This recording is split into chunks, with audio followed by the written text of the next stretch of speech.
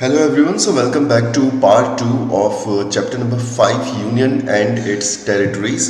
आगे कंटिन्यू करते हैं अपनी सीरीज को Indian polity through Laxmikanth sixth edition. तो अभी हम पढ़ रहे थे चैप्टर नंबर 5 और चैप्टर नंबर 5 में हमने पार्ट 1 कवर किया था।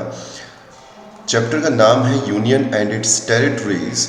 और जैसा कि मैंने आपको कहा कि अब से जितने भी चैप्टर्स होंगे उनको मैं 2 से 3 पार्ट्स में जो है डिवाइड करूंगा और उसके बाद उन पार्ट्स को मैं कवर करूंगा ताकि वीडियो ज़्यादा लंबे ना हो, ज़्यादा बड़े ना हो और हम काफ़ी कॉम्प्रिहेंसिव तरीके से इन सारे टॉपिक्स को काफ़ी डिटेल्ड मैनर में कवर कर सकें।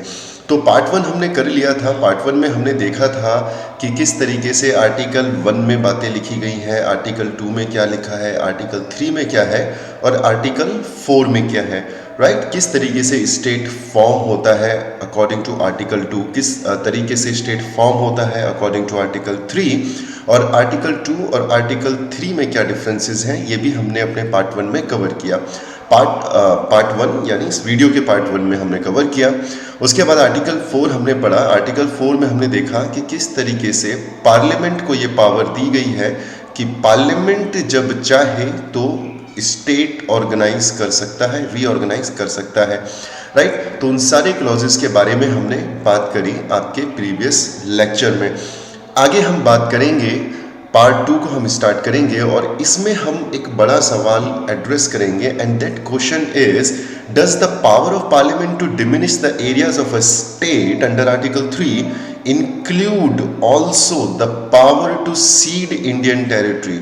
यानी कि जब हमने देखा कि अकॉर्डिंग टू आर्टिकल 3 जब कोई भी नया स्टेट बनाया जाता है तो उसमें बहुत सारे तरीके हैं, जिनमें से एक तरीका ये है कि मान लेते हैं this was your UP, Uttar Pradesh, तो इसके एक हिस्से को काट कर उत्तराखंड बनाया गया, राइट। तो क्या ये जो पावर दी गई है पार्लियामेंट को कि ये बाउंड्रीज को रीडिफाइन कर सकता है, क्या ये power according to article 3 parliament को अपनी टेरिटरी यानी इंडियन टेरिटरी को सीड करने की भी पावर देता है क्या? यानी क्या भारत अपनी टेरिटरी का कोई हिस्सा किसी दूसरे देश को दे सकता है क्या? ये एक बड़ा सवाल है। हमने इससे पहले देखा because India is a sovereign country and because of this India can occupy new territories, India can acquire new territories. लेकिन क्या भारत अपनी टेरिटरीज को सीड कर सकता है, किसी दूसरे देश को दे सकता है क्या? तो ये सवाल अभी हम इस वाले लेक्चर में एड्रेस करेंगे, राइट। अब बढ़ते हैं आगे। ओके, इस सवाल को एड्रेस करने के लिए हमें केस देखना पड़ेगा, that is Berubari case, Berubari union case. और बैरूबरी यूनियन कहाँ पर है? वेस्ट बंगाल में है। सो बेसिकली क्या है, बैरूबरी एक जगह का नाम है, राइट। बैरूबरी एक जगह का नाम है जो कि आपके वेस्ट बंगाल में लाई करती है। वेरी इंपॉर्टेंट पॉइंट, ठीक। तो होता क्या है कि आपका भारत के बीच में और पाकिस्तान के बीच में, इंडिया एंड पाकिस्तान के बीच में ये एक कंट्रोवर्शियल टेरिटरी रहता है। जब मैं पाकिस्तान की बात कर रहा हूँ तो मैं ईस्टर्न पाकिस्तान की बात कर रहा हूँ, जिसे आज आप बांग्लादेश के नाम से जानते हैं, ठीक है। तो ये एक टेरिटरी रहता है, कंट्रोवर्शियल टेरिटरी रहता है बिटवीन इंडिया एंड तब के ईस्टर्न पाकिस्तान के बीच में, और इसका नाम क्या था? बैरूबरी यूनियन था, राइट। तो अब होता क्या है कि ये जो टेरिटरी होती है यानी बैरूबरी यूनियन होती है, इसको इसके ऊपर किसका अधिकार होगा, इसको लेके मुद्दा था। देखो इस पूरे मुद्दे को समझते हैं पहले, फिर काफ़ी कहानी आसान हो जाएगी। तो होता क्या है, आपका 15 अगस्त 1947 को भारत जब आज़ाद हो जाता है तो आपका इंडिया और पाकिस्तान, ठीक है, पाकिस्तान बनता है इंडिया से अलग होकर। 2 पाकिस्तान बनते हैं आपके, एक होता है आपका वेस्टर्न पाकिस्तान और एक होता है आपका ईस्टर्न पाकिस्तान। लेकिन इनके बीच में जो बॉर्डर होगा, जो बॉर्डर डिफाइन होगा, वो कैसे डिफाइन होगा, राइट। तो इसके लिए एक कमीशन का गठन किया जाता है जिसका नाम था रेड क्लिफ कमीशन, ठीक है। तो रेड क्लिफ कमीशन क्या करेगा? रेड क्लिफ कमीशन बताएगा कि इंडिया के बीच में और पाकिस्तान के बीच में जो बॉर्डर है उसको डिफाइन करेगा, यानी वेस्टर्न पाकिस्तान के बीच में जो बॉर्डर है, वेस्टर्न पाकिस्तान इस तरफ आना चाहिए, राइट, और इंडिया और ईस्टर्न पाकिस्तान के बीच में जो बॉर्डर है उसको डिफाइन करेगा। तो किया उसने डिफाइन, लेकिन एक ऐसा एरिया था जो रह गया, बैरूबरी जो क्षेत्र था, बैरूबरी यूनियन जो था वो रह गया और वो डिवाइड नहीं हो पाया। अब ये कंट्रोवर्शियल एरिया बन जाता है कि ये इंडिया के पास रहेगा या फिर ये पाकिस्तान के पास रहेगा, ठीक। तो यहाँ पे क्या होता है, इस क्षेत्र को लेके काफ़ी ज़्यादा झगड़े चलते हैं आपके, ठीक, ये समझ में आया आपको, राइट। तो यहाँ पे सुप्रीम कोर्ट का क्या जजमेंट होता है, सुप्रीम कोर्ट का जजमेंट ये होता है कि अगर आप अपना कोई क्षेत्र जो है वो किसी को सीड करना चाहते हैं, किसी को देना चाहते हैं, तो that will not come under your ordinary provision, rather for that you have to use article 368, ठीक है। इसका मतलब अगर आपको बैरूबरी यूनियन को पाकिस्तान को देना है या फिर लेटर स्टेजेस में अगर आपको बांग्लादेश को वो क्षेत्र देना है, तो for that you have to do constitutional amendment. ये किसका डिसीजन है, ये सुप्रीम कोर्ट का डिसीजन है कि आपको अगर अपनी कोई टेरिटरी को सीड करना है, so for that you have to use article 368 constitutional amendment आपको करना पड़ेगा। इससे पहले अभी हमने देखा कि जब हम किसी नए राज्य का गठन कर रहे हैं, जब हम किसी नए राज्य को गठित कर रहे हैं, फॉर्मेशन ऑफ न्यू स्टेट, ठीक है, चाहे हम आर्टिकल 2 का इस्तेमाल कर रहे हैं, चाहे हम आर्टिकल 3 का इस्तेमाल कर रहे हैं, तो वहाँ पर हम सिंपल मेजोरिटी का यूज़ कर रहे हैं, यानी किसी भी नए राज्य को बनाने के लिए what we are doing, we are using simple majority, ठीक है। लेकिन अगर हमें अपनी टेरिटरी को किसी को सीड करना है, किसी को देना है, तो उसके लिए सुप्रीम कोर्ट ने क्या कहा कि हमें कॉन्स्टिट्यूशनल अमेंडमेंट करना पड़ेगा, वेरी इंपॉर्टेंट। और ये किया जाता है, जब किया जाता है तो 9th कॉन्स्टिट्यूशनल अमेंडमेंट आपको देखने को मिलता है, जो कि हुआ था 1960 में। 9th कॉन्स्टिट्यूशनल अमेंडमेंट होता है और ये जो बैरूबरी यूनियन वाला जो मैटर है इसको सॉल्व करने के बारे में बात करता है, ठीक है। क्या कह रहा है, Indian territory can be ceded to a foreign state only by amending the constitution, ठीक है। तो आपको अगर इंडियन टेरिटरी को किसी दूसरे देश को देना है तो आपको कॉन्स्टिट्यूशनल अमेंडमेंट करना पड़ेगा। और ये बात नेहरू सरकार को जब समझ में आती है तो वो क्या करते हैं, 9th कॉन्स्टिट्यूशनल अमेंडमेंट एक्ट 1960 लेके आते हैं, ताकि ये जो टेरिटरी है इसको किसे दिया जा सके, इसे पाकिस्तान को सीड किया जा सके, ये उसे दिया जा सके, ठीक है, वेरी वेरी इंपॉर्टेंट। इसके अलावा सुप्रीम कोर्ट अपने 1969 के जजमेंट में क्या कहता है, 1969 के जजमेंट में ये कहता है कि अगर आपको कोई बाउंड्री डिस्प्यूट सेटल करना है, अगर इंडिया को और पाकिस्तान को, इंडिया चाइना को, राइट, अपने किसी भी नेबरिंग कंट्री के साथ अगर हमें कोई बॉर्डर डिस्प्यूट सेटल करना है, तो उसके लिए we do not require constitutional amendment, ठीक है। तो हमें देखो, फॉर्मेशन ऑफ न्यू स्टेट में चाहिए होगा क्या, सिंपल मेजोरिटी, यानी कॉन्स्टिट्यूशनल अमेंडमेंट की आवश्यकता नहीं है, ठीक है, सिंपल मेजोरिटी से आपका काम हो जाएगा। दूसरा, जब हम बात करेंगे आपके डिस्प्यूट सेटलमेंट की, जब दो देशों के बीच में डिस्प्यूट सेटलमेंट के बारे में बात होगी, तो उसके लिए आपको कॉन्स्टिट्यूशनल अमेंडमेंट की रिक्वायरमेंट नहीं है, ठीक है। बाउंड्री डिस्प्यूट को सेटल करने के लिए आपको कॉन्स्टिट्यूशनल अमेंडमेंट की रिक्वायरमेंट नहीं है।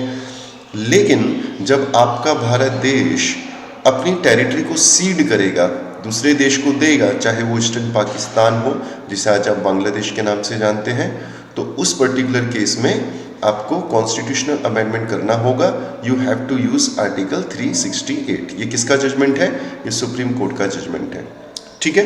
तो सुप्रीम कोर्ट ने जजमेंट लिया कि आर्टिकल 368 का इस्तेमाल करोगे, और करते हैं नेहरू जी, और 9th कॉन्स्टिट्यूशनल अमेंडमेंट एक्ट लेके आते हैं, जिस अमेंडमेंट एक्ट के द्वारा जो बैरूबरी यूनियन है उसको पाकिस्तान को देने के बारे में बात होती है, ईस्टर्न पाकिस्तान को देने के बारे में बात होती है, वेरी इंपॉर्टेंट, ठीक।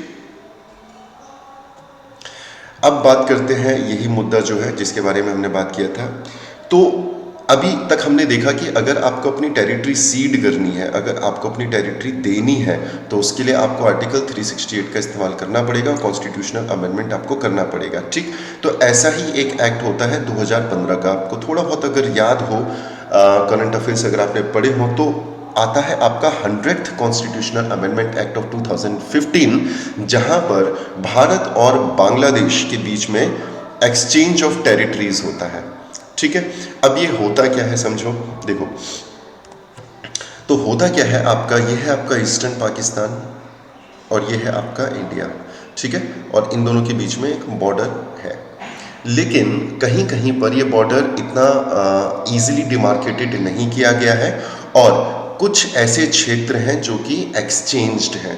यानी आपके ईस्टर्न पाकिस्तान की जब मैं बात कर रहा हूँ, तो आज की डेट के बांग्लादेश की मैं बात कर रहा हूँ, तो अभी से बांग्लादेश के नाम से मैं रेफ़र करूँगा। तो टेरिटरीज़ किस तरीके से थी कि बांग्लादेश की कुछ टेरिटरीज़ यहाँ पर थी इस तरीके से, ठीक है, यानी इंडियन जो टेरिटरी है, इंडियन बॉर्डर है उसके अंदर, और इसी तरीके से भारत की कुछ टेरिटरीज़ बांग्लादेश के पास थी। जब हम बांग्लादेश की टेरिटरीज़ की बात करेंगे तो लगभग 111 आपके पास जो है, अच्छा ये जो छोटे छोटे जो क्षेत्र भारत में थे बांग्लादेश के, इनको कहा जाता था एनक्लेव्स। तो ये क्या है आपके, ये आपके एनक्लेव्स हैं। ठीक है, तो ये आपके इंडियन टेरिटरी में है, लेकिन ये छोटे छोटे ऐसे क्षेत्र हैं जो कि बांग्लादेश की सोवरेनिटी के अंडर आते हैं और इनको कहा जाता है एनक्लेव्स। तो ऐसे बांग्लादेश के लगभग 111 एनक्लेव आपके भारत के अंदर थे और भारत के ऐसे लगभग आपके 51 एनक्लेव्स बांग्लादेश के अंदर थे। अब आप समझो कि अगर हम यहाँ पर देखें इस एनक्लेव के अंदर जो रहेंगे लोग, वो कौन होंगे, उन्हें बांग्लादेशी कंसीडर किया जाएगा, राइट। और इनके यहाँ पे यानी इस एनक्लेव के अंदर जो रूल्स एंड रेगुलेशंस होंगे, जो लॉज फॉलो होंगे, वो कौन से होंगे, वो बांग्लादेश के होंगे। लेकिन आप कहाँ पे रह रहे हो, आप इंडियन टेरिटरी में रह रहे हो, राइट। तो फॉर एग्जांपल एक छोटा सा एनक्लेव है जहाँ पे बांग्लादेश के लोग रहते हैं और इसके बाहर आपके भारत के लोग रहते हैं, और अगर इनके बीच में कोई डिस्प्यूट होता है तो काफ़ी ज़्यादा कंफ्यूजिंग स्टेट हो जाएगा कि इस डिस्प्यूट को सॉल्व करने के लिए आप इंडियन लॉज का इस्तेमाल करेंगे या बांग्लादेशी लॉज का इस्तेमाल करेंगे।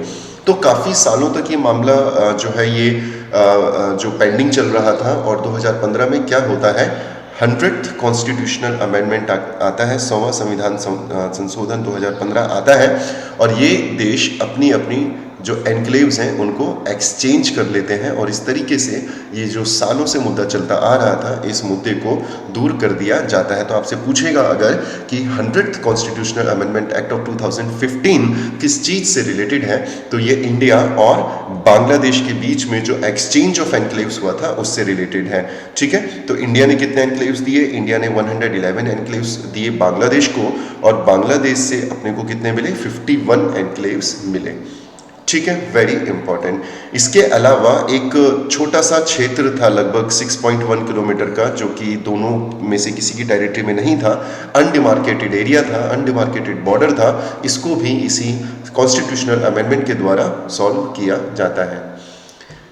ठीक, तो ये थोड़ा सा बैकग्राउंड था जो कि बैरोबरी यूनियन के साथ आया, और किस तरीके से जो आपका बाउंड्री सेटलमेंट कमीशन था उसकी गलती की वजह से काफ़ी सालों तक ये पेंडिंग चलता है।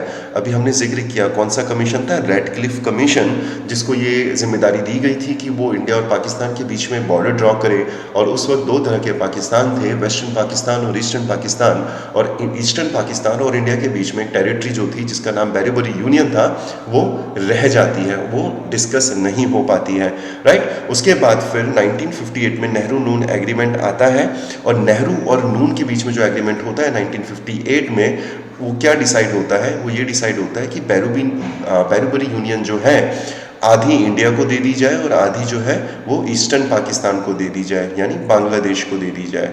ठीक है, तो ये एक एग्रीमेंट होता है जिसे नेहरू नून एग्रीमेंट कहते हैं, और यही कारण है कि जब ये टेरिटरी दी जा रही थी तो सुप्रीम कोर्ट इसमें जजमेंट लेता है कि for this you need constitutional amendment act under article 368। ठीक है, और करते हैं फिर कॉन्स्टिट्यूशनल अमेंडमेंट एक्ट, जिसे 9th कॉन्स्टिट्यूशनल अमेंडमेंट एक्ट 1960 कहा जाता है। लेकिन इसको कभी इंप्लीमेंट नहीं किया गया। कॉन्स्टिट्यूशनल अमेंडमेंट एक्ट तो हो जाता है, लेकिन ये नोटिफाई नहीं हो पाता। क्यों नहीं हो पाता? क्योंकि काफ़ी ज़्यादा पॉलिटिकल बैकलैशेस इसके होते हैं। अपोजिशन काफ़ी ज़्यादा इसके खिलाफ विरोध प्रदर्शन करता है, क्योंकि अपोजिशन का ये मानना था कि हम अपने भारतीय भूमि का कोई भी हिस्सा किसी दूसरे देश को ना दें। Very important. ठीक है। उसके बाद क्या होता है, उसके बाद होता है आपका जो 1974 का टाइम आ चुका है। 1974 का टाइम के आने का मतलब है, अगर आपको आइडिया है तो 16 दिसंबर 1971 को आपका फॉर्मेशन ऑफ बांग्लादेश हो जाता है, यानी जो आपका ईस्टर्न पाकिस्तान था वो अब बांग्लादेश बन जाता है। बांग्लादेश का इंडिपेंडेंस डे भी आपका 16 दिसंबर को सेलिब्रेट किया जाता है। तो 1974 में क्या हो जाता है, अब आपका बांग्लादेश बन जाएगा, यानी जितने भी आपके एग्रीमेंट्स हैं वो किसके साथ होंगे, बांग्लादेश के साथ होंगे। वेरी इंपॉर्टेंट, ठीक है। लेकिन अगेन एग्रीमेंट होता है दोनों के बीच में 16 मई 1974 को, लेकिन उस एग्रीमेंट को रेटिफाई नहीं किया जाता। क्यों नहीं किया जाता? क्योंकि दोनों देशों में काफ़ी ज़्यादा विरोध प्रदर्शन हो रहा था इस चीज़ के रिगार्डिंग कि हम अपनी टेरिटरी एक दूसरे को नहीं देंगे, ठीक। उसके बाद फिर एक बड़ी डेट आती है और 2011 का टाइम आता है, 6 सितंबर 2011, और 6 सितंबर 2011 उस वक्त की यूपीए सरकार जो थी, यूनाइटेड प्रोग्रेसिव अलायंस सरकार, जिसके प्राइम मिनिस्टर मनमोहन सिंह जी थे, ये क्या करते हैं, ये बांग्लादेश के साथ एक एग्रीमेंट करते हैं, एक प्रोटोकॉल करते हैं, जिसे प्रोटोकॉल ऑन 6 सितंबर 2011 भी कहा जाता है। और यही जो प्रोटोकॉल होता है ये एक फाउंडेशन बनता है आपके 100th कॉन्स्टिट्यूशनल अमेंडमेंट एक्ट के लिए, जो 2015 में जो कॉन्स्टिट्यूशनल अमेंडमेंट एक्ट कर पाए थे नरेंद्र मोदी जी, उसका जो फाउंडेशन रखा गया था वो यूपीए की सरकार के द्वारा रखा जाता है। और इसी फाउंडेशन के बाद आपका संविधान संशोधन 2015 पिक्चर में आता है, और जो सालों से जो मुद्दा चल रहा था, एनक्लेव्स का जो मुद्दा चल रहा था इंडिया और बांग्लादेश के बीच में, वो मुद्दा सॉल्व हो जाता है, ठीक। तो इसी लेक्चर को हम आगे कंटिन्यू करेंगे और बात करेंगे किस तरीके से प्रिंसली स्टेट्स भारत में शामिल होते हैं, किस तरीके से अलग अलग तरह के राज्य और यूनियन टेरिटरीज भारत में बनती हैं। इन सारे टॉपिक्स को हम कवर करेंगे अपने चैप्टर नंबर 5 के पार्ट 3 में। वेरी इंपॉर्टेंट, ठीक। तो इस वाले लेक्चर में हमने जो भी समझा उसको अगर मैं वाइंड अप करना चाहूँ तो आपको ये समझना है कि अगर आपको अपनी टेरिटरी को सीड करना है, अगर आपको अपनी टेरिटरी को किसी दूसरे देश को देना है, तो for that you need article 368। और इस पूरे टॉपिक को समझने के लिए हम लोगों ने पढ़ा बैरूबरी यूनियन केस, किस तरीके से भारत के बीच में, और earlier it was Eastern Pakistan, later on it was Bangladesh, Berubari matter जो है ये चलता है। और इसी मैटर में सुप्रीम कोर्ट जजमेंट देता है कि for seeding your territory you need article 368, you need constitutional amendment act under article 368। लेकिन अगर आपको बॉर्डर डिस्प्यूट सेटल करने हैं तो उसके लिए आर्टिकल 368 का इस्तेमाल नहीं किया जाएगा, राइट। और फिर पिक्चर में आता है आपका 100th constitutional amendment act of 2015। और यहाँ से जो एनक्लेव्स वाला जो मुद्दा था पाकिस्तान के बांग्लादेश के बीच में और इंडिया के बीच में, उसको सॉल्व कर दिया जाता है। भारत जो है 111 एनक्लेव्स दे देता है बांग्लादेश को, और बांग्लादेश जो है लगभग 51 एनक्लेव्स भारत को रिटर्न कर देता है, और इस तरीके से ये मैटर हमेशा हमेशा के लिए सॉल्व हो जाता है। सो आगे का लेक्चर जानने के लिए थोड़ा सा आपको वेट करना होगा। I will come with part number 3, and in part number 3 I will cover this chapter completely. काफ़ी ज़्यादा फैक्चुअल होने वाला है, कुछ खास समझने के लिए है नहीं पार्ट 3 में, but still I would recommend कि आप ज़रूर इस पार्ट को देखिएगा और सीखिएगा, right. On this note I would like to take your leave. Thank you so much, God bless you.